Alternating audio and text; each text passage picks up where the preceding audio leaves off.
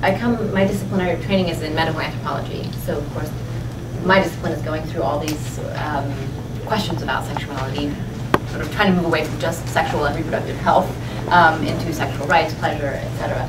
Get away from just pathologizing it. But that's sort of one hat that I wear. This year I'm actually on leave from Pomona. I'm spending the year in Washington, D.C.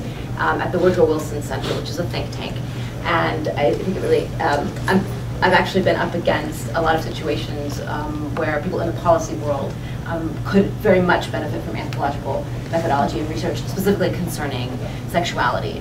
The current work, my previous work, as Rodney mentioned, was on sexuality in Iran, and I wrote a lot about youth sexuality, hookups actually, but as part of a larger, looking at it as, they sort of articulated it as a sexual revolution. They said that there was intellectual architecture behind it. It was a sort of pushback. So looking at sexual politics, which puts me in a liminal space, because where does sexual politics fit disciplinarily? My current work looks at sex work and trafficking, and in Dubai, in the Gulf predominantly. And since I've been in Washington, I've come up against a lot of policymakers interfacing with people who are writing policies about sex trafficking, hyper-scrutinizing sex work and looking at trafficking through a very narrow lens.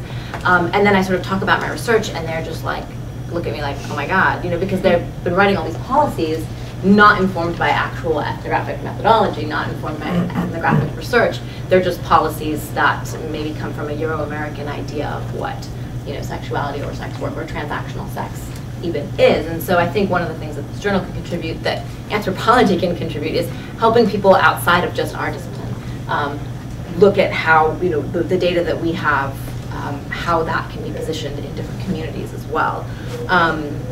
Interestingly enough, at this year at Yale, we had the 50th anniversary of the Society for Medical Anthropology, the Society for Applied Anthropology, and the sort of call made by this subdiscipline was, we need to move beyond just medical anthropology. We need to move out. We need to start having broader conversations. And I think that one of the acknowledgements was that we've gotten very microscopic in our thinking, especially about sexuality. So, and I see that in my own work. The people who work on sex work are not talking to the people who work on migration.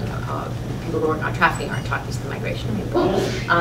In my Iran work, because I was doing hookups and sort of sexual politics, sexual culture, the sort of queer theory people were like, I don't want to talk to you because I'm like, well, but hetero homo, that doesn't translate where I work. And so it was like, okay, well, there's a break.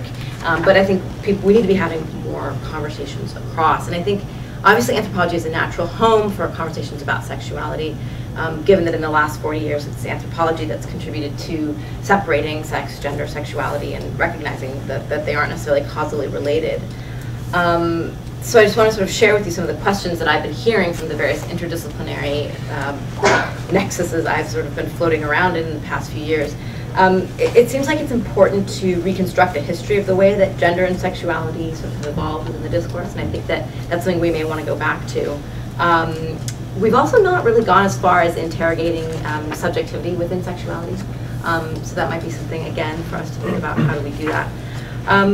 We understand that regulation of sexuality can be a mode of cultural production, but I don't think we've really faced the ethical questions that this has brought up for us in our research. So that would be one of the questions that I would put out there. What are the ethical questions?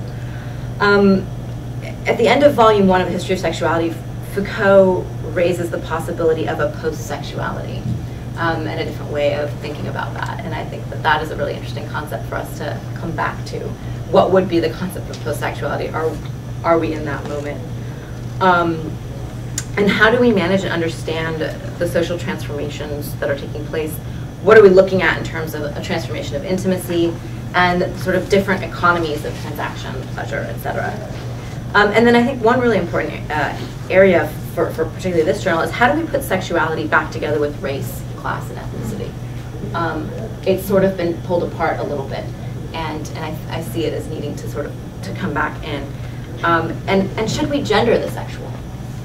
And should we sexualize gender? I think those are important questions.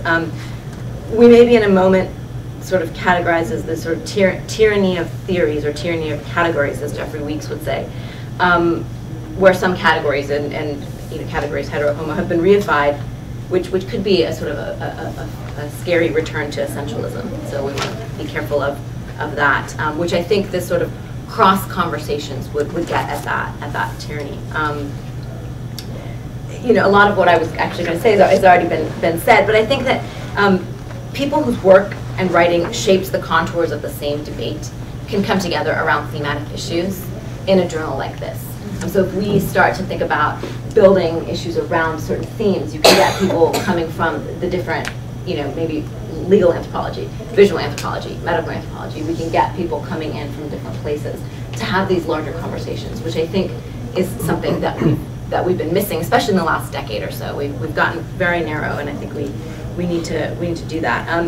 In medical anthropology, I think we need to really take apart sexual and reproductive rights and health, and we need to think about how we're constructing that phrase, which has become a catchphrase, especially in policy circles. And I think that one